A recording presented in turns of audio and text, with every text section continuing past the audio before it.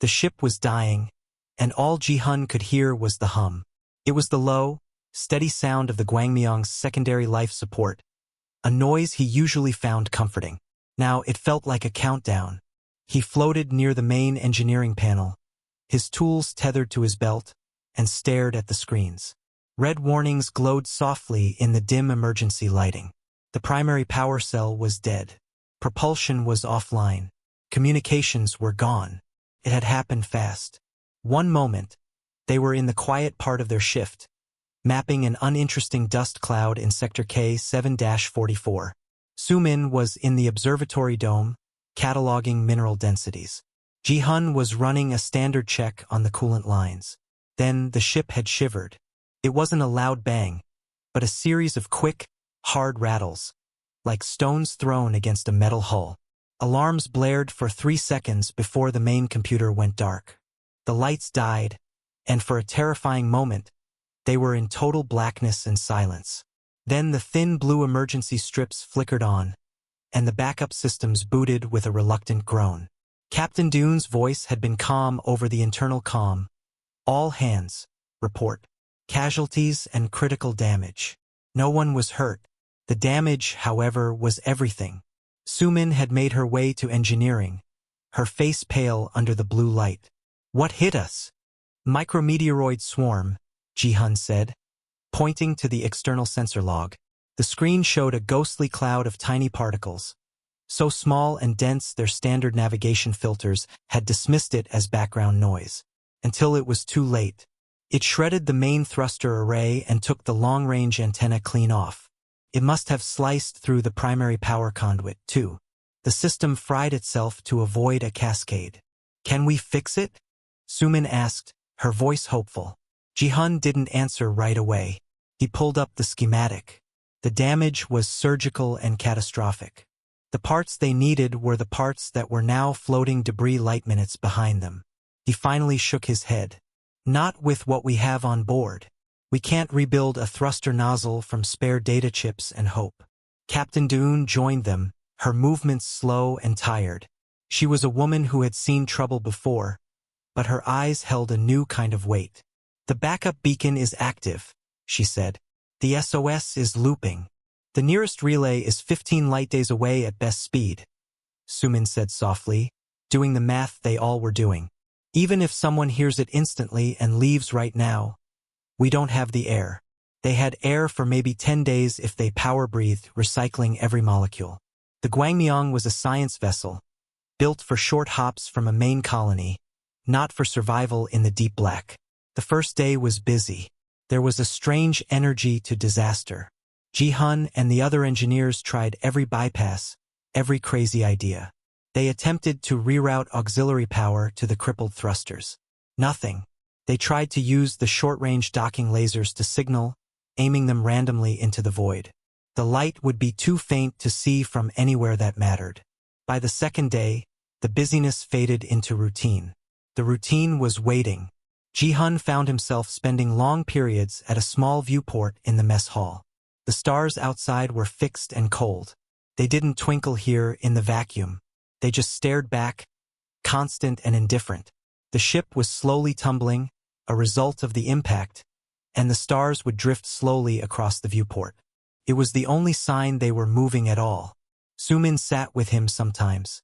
They didn't talk much. They had been friends for years, comfortable in silence. One time, as the constellation of Cygnus drifted into view, she spoke. My mother always said space was too big for people, Sumin said, her breath fogging the cold viewport slightly. She wanted me to be a teacher, said it was a warmer job. Ji-hun gave a small grunt. My father said the same. He was a bus driver in Gwangju. He thought fixing starships was the same as fixing cars, just colder. Is it? She asked. No, he said. Cars break down on a road. Other people are on the road. Someone comes. Here. There is no road. The third day brought the first real cut. Captain Dune ordered strict rationing. The meals became bland nutrient paste and small sips of water.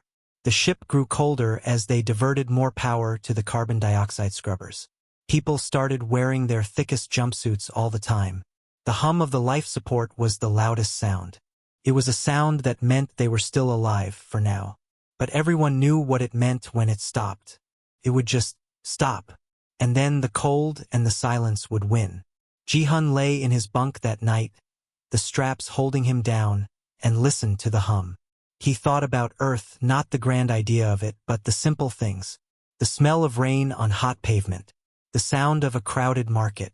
The weight of a real sun on his skin. They felt like stories from another life, someone else's memories. They were a tiny, fragile bubble of warmth and noise in an infinite, silent ocean. And the ocean was very, very deep. Their SOS was a whisper in a hurricane. No one was coming. The knowledge settled over the ship, heavy and quiet, like the dust that was slowly settling in the still air of the corridors. They were alone. The quiet became a new kind of sound. It was the sound of people trying not to think too hard. On the fourth day, the crew of the Gwangmyeong moved like ghosts through the blue-lit hallways. They spoke in whispers, as if loud voices would use up more air. Ji-hun was in the small workshop, staring at a broken environmental sensor. He wasn't really fixing it. He was just keeping his hands busy. His mind kept going back to the power distribution board. There had to be something they hadn't tried. Sumin was in the observatory. It was her favorite place, but now it felt like a trap. The big dome window showed the universe in all its vast, empty glory. It was a beautiful view for people who were safe. For her, it was a picture of their tomb. She ran her hands over the controls of the secondary telescope. It was a powerful instrument, meant for looking at distant nebulas. Now it showed only more stars, more nothing. A young man named Jay floated into the doorway. He was the communications officer, or what was left of one. His job was now to watch a single blinking light on a console, the light of the backup distress beacon. It blinked green, over and over, sending its signal into the silent dark. Anything? Sumin asked, though she knew the answer. Jay shook his head. He had a hopeful face, but the hope was fading from his eyes. The beacon is working. The signal is going out. But it's like throwing a pebble into the sea and waiting for a splash back from the other side. Sumin turned back to her telescope screen. An idea, small and fragile, formed in her mind. It was probably stupid. Jay, the beacon sends a signal. But it doesn't look for anything, right? Right? It just shouts. What if we looked? Sumin said. This telescope can scan for energy signatures. Not just light, heat, power emissions. The signs of a ship. Ji-hun floated in then, drawn by their voices. There are no shipping lanes in this sector. The charts are almost blank. But the charts are old, Sumin insisted. Her fingers started moving over the keys, programming a slow, careful scan of the sector. Maybe someone else is out here. A mining survey, a military patrol, anything. Ji-hun saw the desperate hope on her face. He didn't want to crush it. It's a big sky, Sumin. I know, but doing nothing feels worse. They left her to it. The scan was slow. The telescope would look at a tiny patch of black for minutes, searching for any energy spike, then move to the next. It was boring. It was the only thing they had. On the fifth day, Captain Doon called everyone to the mess hall. Her face was grim. The CO2 scrubbers are failing faster than we thought, she said, her voice flat. We need to reduce crew activity even more. From now on, everyone not on essential duty will go into sleep shift for 16 hours a day. It will slow your breathing, save air. It was a death sentence spoken softly. They were being told to sleep their way to the end. That night, as Ji-hun floated in his bunk, a chime sounded on his datapad. It was a message from Sumin. 2 words, come look.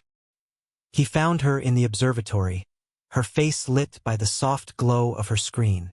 Her eyes were wide, tired, but sharp. I found something, she said. On the screen was a graph.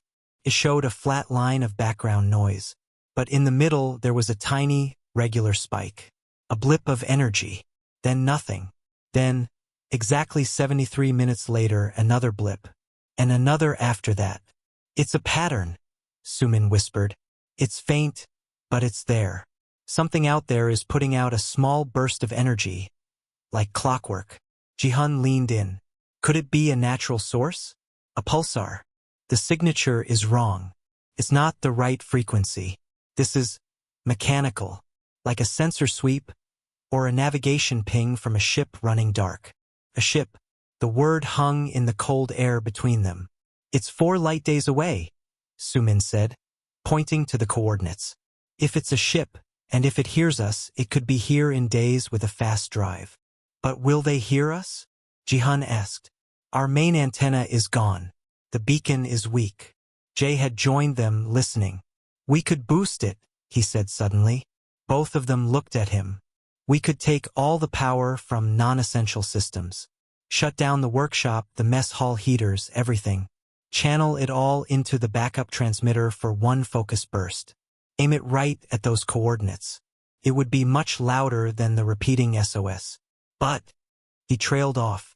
But it would burn out the transmitter for good, Ji-hun finished. And drain our reserves. If they don't hear it, we'd have no beacon left at all, and less power for air. It was a gamble. Their last one. Captain Deun listened to their plan in silence. She looked at the 3 faces. Sumin's hope, Jay's determination, Ji-hun's cautious logic. She looked out the viewport at the unfeeling stars. They had no good choices left. Only desperate ones. Do it, she said, her voice a dry rustle. Focus the burst. Put everything we have into that one shout. Aim it right at that blip. The next hour was a flurry of quiet activity.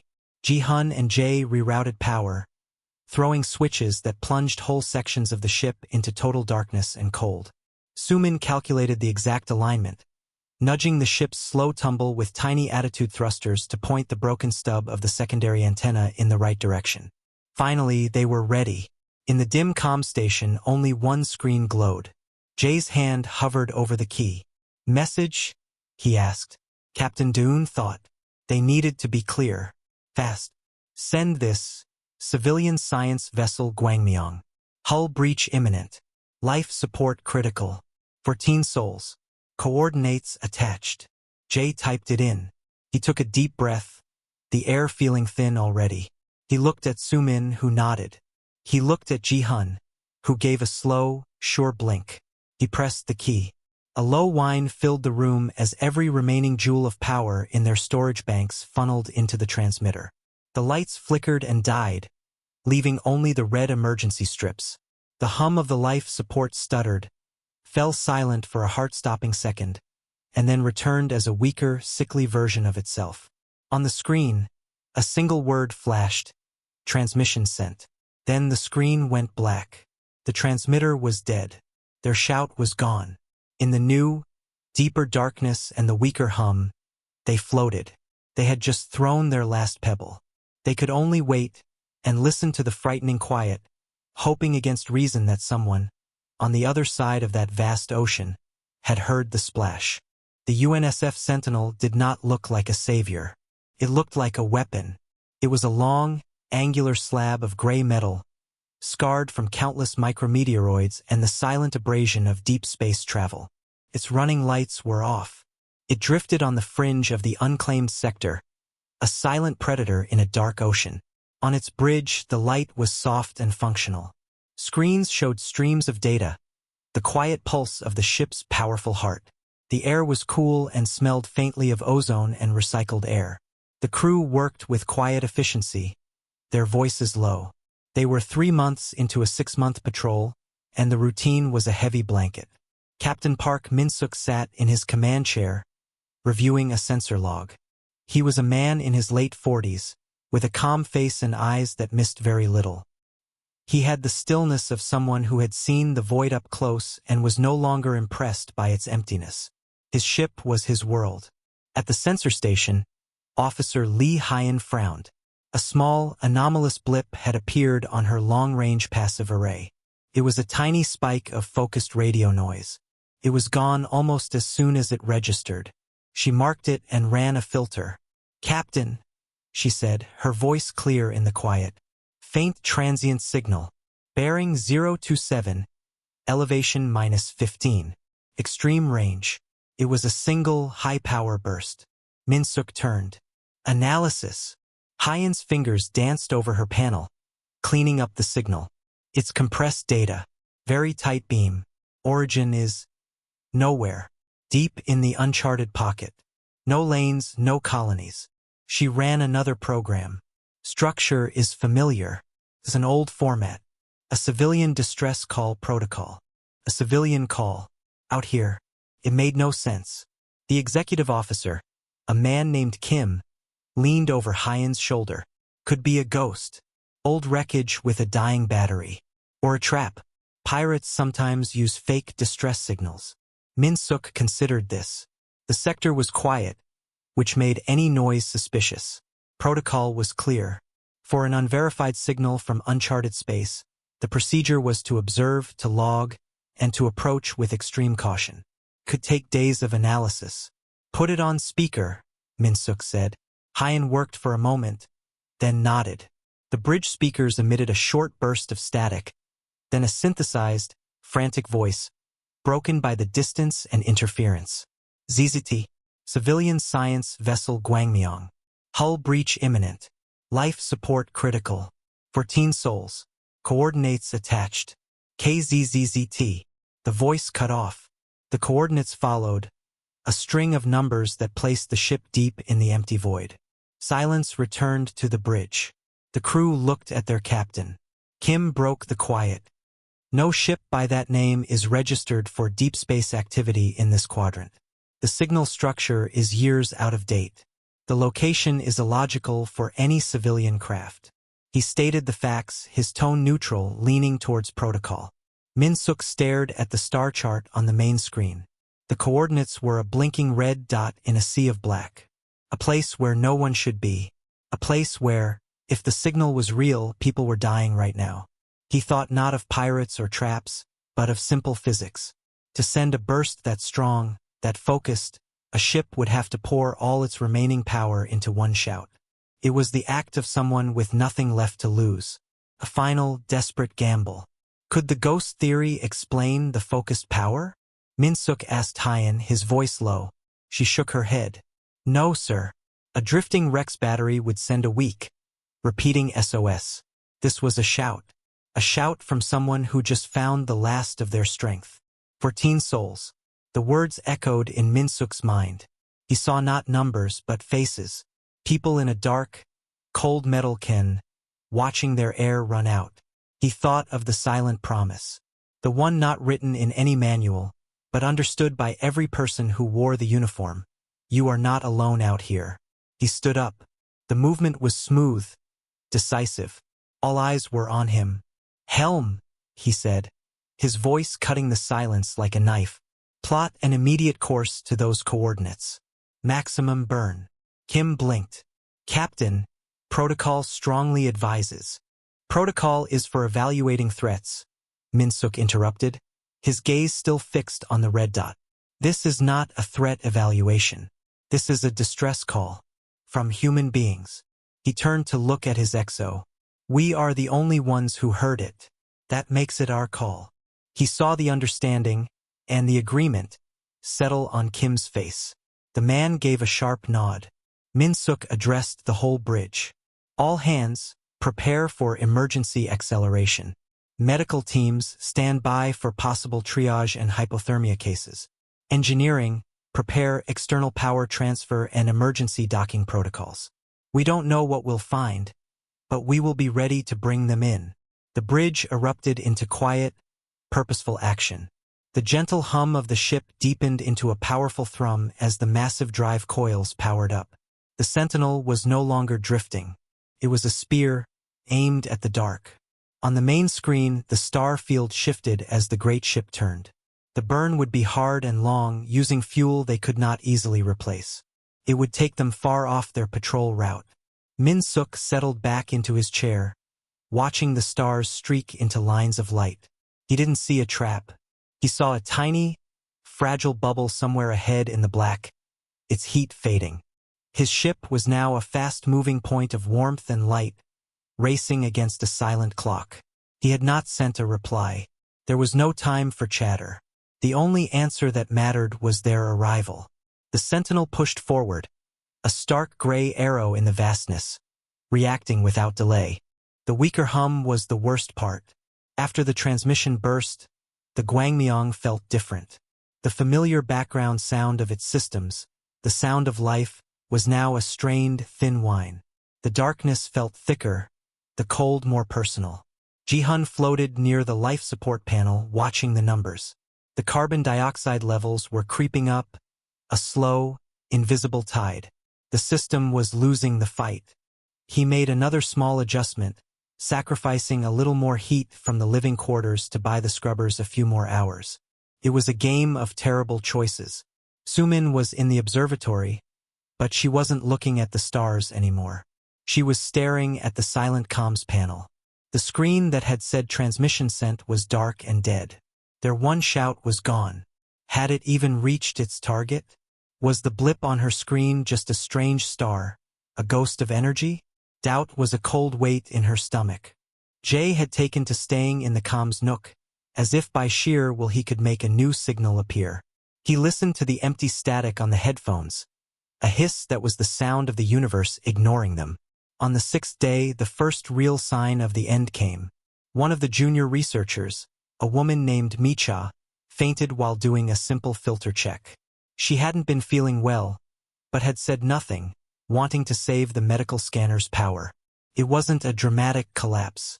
She just went quiet and slowly drifted away from the wall, unconscious. The small medical bay became the center of a quiet crisis. Captain Dune's face was tight with strain as she helped strap Micha to the bed. "It's the CO2, she said, her voice rough. "It's building up in our blood. Headaches, confusion, then unconsciousness. She won't be the last." The mood on the ship shifted from quiet despair to a grim, waiting tension. People spoke less. They moved more slowly, conserving energy, conserving breath. The blue emergency lights made everyone look pale and ill. Ji-hun found Su-min in the mess hall, staring at a sealed packet of nutrient paste. She hadn't opened it. "You need to eat," he said, his own voice sounding distant to his ears. "What's the point, Ji-hun?" she whispered, not looking at him. "To be conscious for the last hours? To feel the headache get worse?" She finally looked up, her eyes glittering in the low light. "What if my blip was nothing? What if we just shouted at a rock?" He didn't have an answer. He pulled himself down to sit beside her, the straps of the seat holding him in place. "Then we shouted," he said simply. "We did the only thing we could. That has to be enough." "It doesn't feel like enough." They sat in silence. Ji-hun thought about his father, the bus driver. He wondered if his father ever felt this helpless, broken down on some empty road at night. But there was always another road, another car eventually. Here there were no roads. Later, in the too cold quiet of his bunk, Ji-hun's mind didn't go to big things. It went to small, specific memories. The feeling of warm sand on a beach near Busan. The taste of hot, sweet hotteok from a street vendor on a cold day. The sound of his sister laughing. They were not grand thoughts of legacy or meaning. They were just pieces of a life, suddenly precious and painfully far away. On the 7th day, Jay heard it. He was in his usual spot, the headphones on, listening to the endless hiss. He was almost asleep, his mind numb from the constant, meaningless noise. Then, there was a different sound. It wasn't a voice. It was a single, piercing electronic tone. Ping. Cut through the static like a knife, clean and sharp. It lasted less than a second. Jay jerked upright, his heart hammering. Had he imagined it? He gripped the desk, his knuckles white, and listened with every cell in his body. A minute passed. Nothing but hiss. Then it came again. The same tone. The same perfect, pure frequency. And a third time. This was no natural phenomenon. This was a signal. A laser-tight, military-grade automated ping.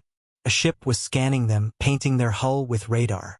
He tore off the headphones, his voice a dry croak that broke into a shout. "Captain! Everyone! A signal!" People stumbled into the corridor, confusion and a wild, fragile hope on their faces. Ji-hun and Su-min reached the comms nook as Jay fumbled with the speaker, putting the audio on for all to hear. They all floated, huddled together, listening to the empty hiss. For a long moment, there was nothing. Then the ping. Unmistakable. A sound of pure, technological intent. Then, a new sound cut through. A burst of digital noise, followed by a crisp, automated voice. There was no warmth to it, no emotion. It was a machine reading a text message. It was the most beautiful sound they had ever heard. UNSF vessel on intercept. Hold fast. TA 18 hours. The message repeated once, then the channel went back to static. For a full 10 seconds, no one moved. No one breathed. They just processed the words. UNSF vessel. A human warship. On intercept. Coming to them. Hold fast. Don't give up. ETA 18 hours. A number. A time. A future. A choked sob broke the silence.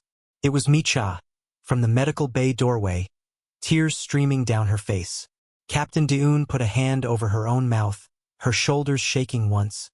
Then she straightened, a fierce light returning to her eyes.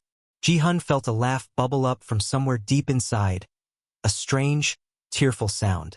Su-min grabbed his arm, her grip tight, her own face wet. She wasn't smiling. She was just staring, as if she could see the incoming ship through the hull. They heard, Jay whispered, over and over. They heard our shout. The ship was still cold. The air was still thin. The hum was still weak. But everything had changed. They were no longer a bubble alone in the ocean. Someone had seen them. Someone was coming. The countdown had a different meaning now. They just had to hold on for 18 more hours. They could do that. They would do that. For the first time in days, they had a tomorrow. The next 18 hours were a new kind of wait. Before, the waiting was heavy with endings. Now it was tight with a fragile, painful hope. Every minute mattered, and every minute felt longer than the last. Ji-hun and the other engineers worked frantically, not to fix the unfixable, but to hold their dying ship together. They reinforced weak points in the air filtration system with sealant and scrap metal. They rerouted every trickle of power from non-essential systems directly to the main CO2 scrubber, trying to slow the creeping poison in their air. The work was hard. The thin air made them dizzy, their heads pounding, but they pushed through. They had a reason now. Captain Deun moved through the ship, checking on everyone. Her voice was still hoarse, but it had strength again. Hold on, she told Micha, who was conscious but weak. Just hold on. They are coming. Su-min spent her time at the small viewport in the mess hall. She wasn't looking for the ship yet. It was too early. She was just watching the stars, the same cold stars that had seemed so indifferent before. Now they felt like a backdrop. Something was coming through them. She thought about the message. The voice had been a machine. There was no "we're here," no "hold on, friends." It was a data packet, a military update, in a strange way that made it more real. It wasn't a promise from a person which could be broken. It was a statement of fact from a system. A ship was coming.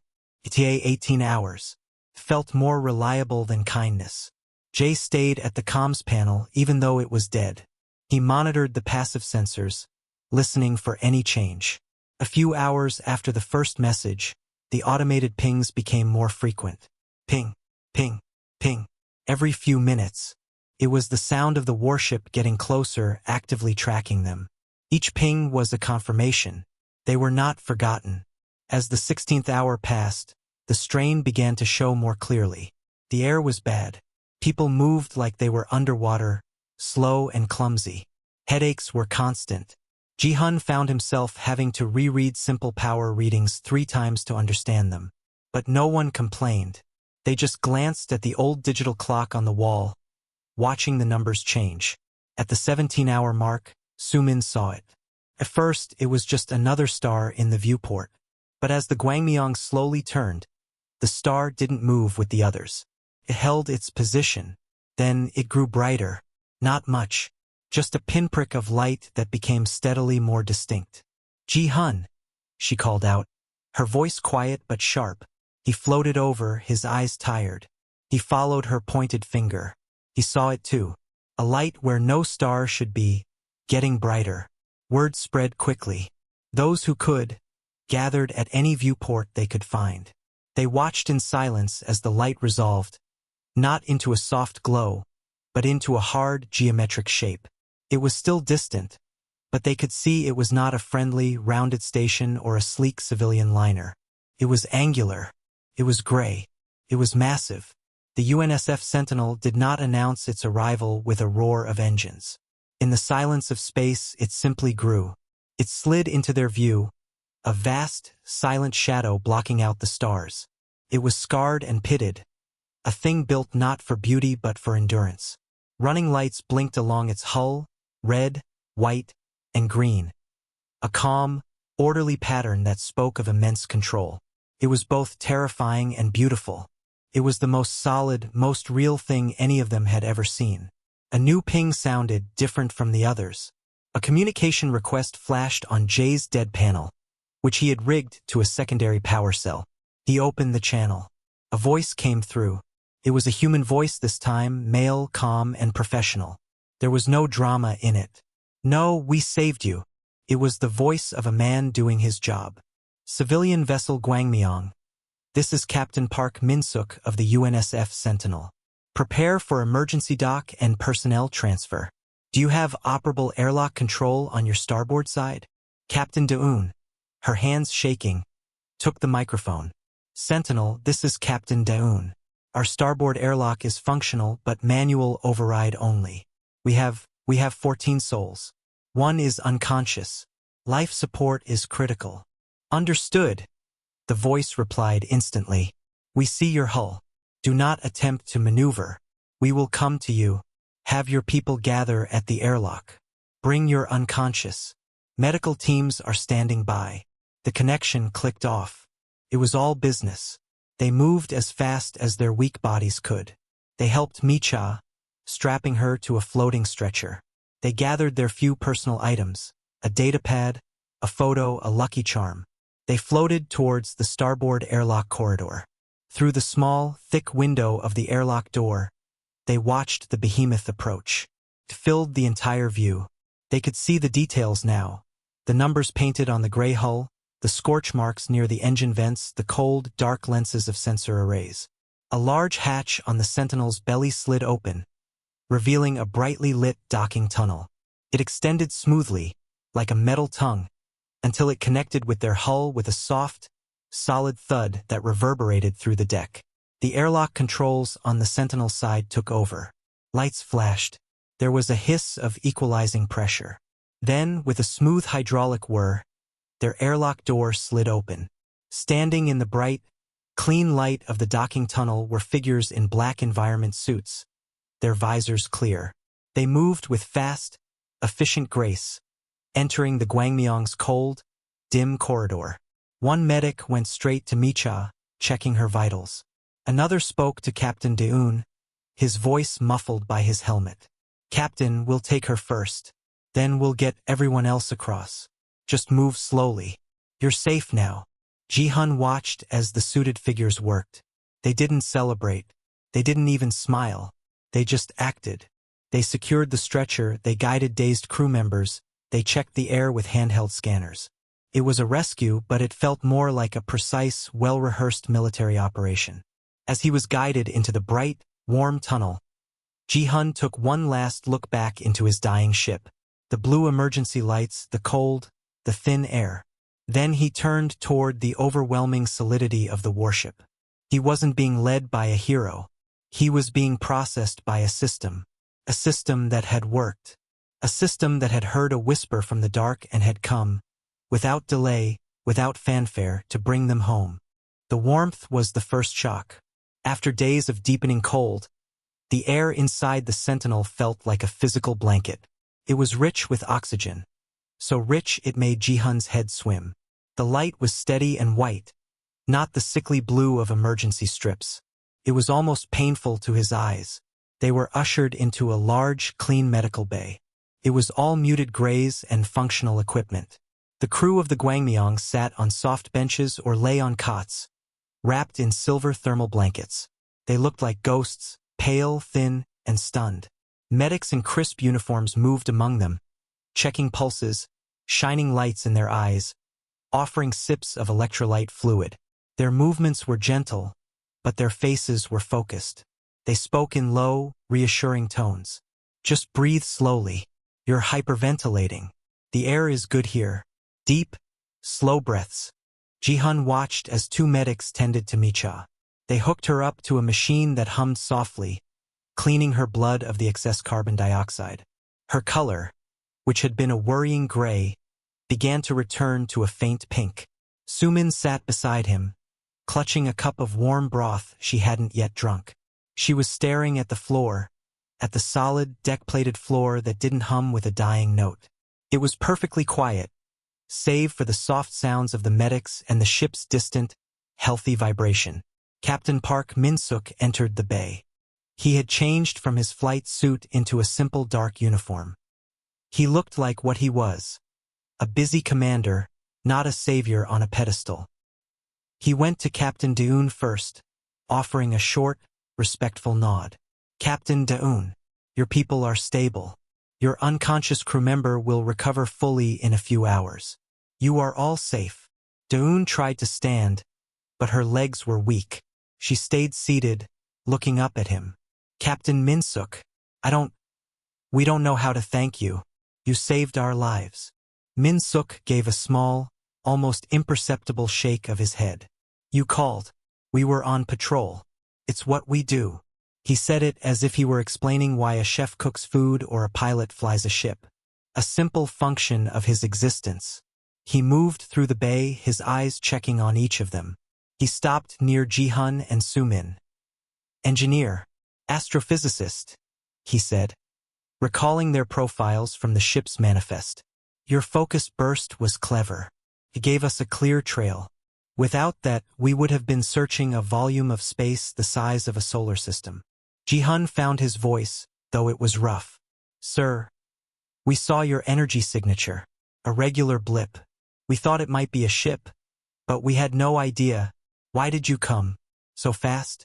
You broke stealth. You used fuel. For us. Min-suk looked at him, and for the first time, his calm expression showed a flicker of something. Not pride, but a kind of mild confusion, as if the question itself was strange. You are human citizens, he said, the words simple and absolute. You were in distress. There is no why beyond that. The fuel is replaceable. Your lives are not. Sumin spoke softly. But the risk? The protocols? Our ship wasn't even on the charts. Protocols are for evaluating threats. Min-suk repeated his bridge statement, his voice patient. A life pod is not a threat. A cry for help is not a threat. Our purpose out here on the fringe is not just to watch for enemies. He gestured vaguely toward the hull, toward the infinite dark outside. It is to be a guarantee, a promise that the universe is not entirely indifferent, that if you call, someone will answer, especially if you are one of ours. He wasn't giving a speech. He was stating a fact of his universe. The Sentinel was not just a weapon. It was a mobile piece of that promise, a standing order made of steel and resolve. A junior officer appeared at the door. Captain, the tender has the Gwangmyeong under tow. Engineering reports the civilian vessel is secure. Min-suk nodded. Thank you. He turned back to the room. We will take you to the new Taegu transfer station. You'll be home within the week. For now, rest. The mess hall is open. The food is not fancy, but it is hot. He gave another short nod and left, returning to the business of running his warship. The medical bay was quiet again. The explanation hung in the warm, oxygen-rich air. It was so simple it was profound. Ji-hun finally took a sip of his own broth. It was savory and warm, spreading heat through his chest. A guarantee, he murmured. Sumin looked at him, her eyes clearing. The blip on my screen. It was their patrol pattern. A lighthouse. We just didn't know it was there. They had been saved not by a miracle, not by a lone hero, but by a system. A system built on a simple, unwavering idea that no human being should be left to die in the silent dark. The awe they felt was not for a person, but for the sheer, terrifying reliability of it all. The Sentinel hadn't felt heroic. It had felt inevitable. Around them, the crew of the Guangmyong began to relax. The tension that had held them together for days was melting away, replaced by a deep, bone-tired gratitude. They were passengers now. They were safe. The machine of civilization had reached out a long, powerful arm into the void and plucked them back into the light. It had reacted, just as it was designed to do, without delay. The Guangmyong was a dead weight, a silent, dark scar trailing behind the Sentinel on a long tow cable. Inside the warship, life settled into a strange, peaceful rhythm for the civilians. The constant, low thrum of the engines was a sound of immense power and safety. It was the opposite of the dying hum they had lived with for days. For 2 days they rested and ate. The food was simple: rice, soup, protein, vegetables. It tasted better than anything Ji-hun could remember. They slept in clean bunks in a guest quarters bay, and the sleep was deep and dreamless, free from the fear of not waking up. The crews mixed in the mess hall, but it was not a grand reunion. The sailors of the Sentinel were polite but reserved. They had a job to do, and their job now was to deliver these people home. They answered questions, but they didn't ask many. They had seen this before, the dazed gratitude of those pulled from the edge. They treated it as part of their duty, nothing more. Ji-hun and Sumin often found themselves at an observation window, one that looked aft. They could see the distant, glinting shape of their old ship, a tiny speck against the starfield. It looked small and fragile. It was hard to believe they had been inside it, fighting to stay alive. "Do you think they'll scrap it?" Sumin asked quietly on the last day of their journey. "Probably," Ji-hun said. "The drive is ruined. The hull is compromised. It's just metal now." He felt a surprising pang. It had been their coffin, but it had also been their home. Captain Dune gathered them all before the final jump to the transfer station. Her voice was stronger now. "We will be going our separate ways soon, back to our lives. What we must remember, what we must tell people, is not that we were brave. We were just lucky.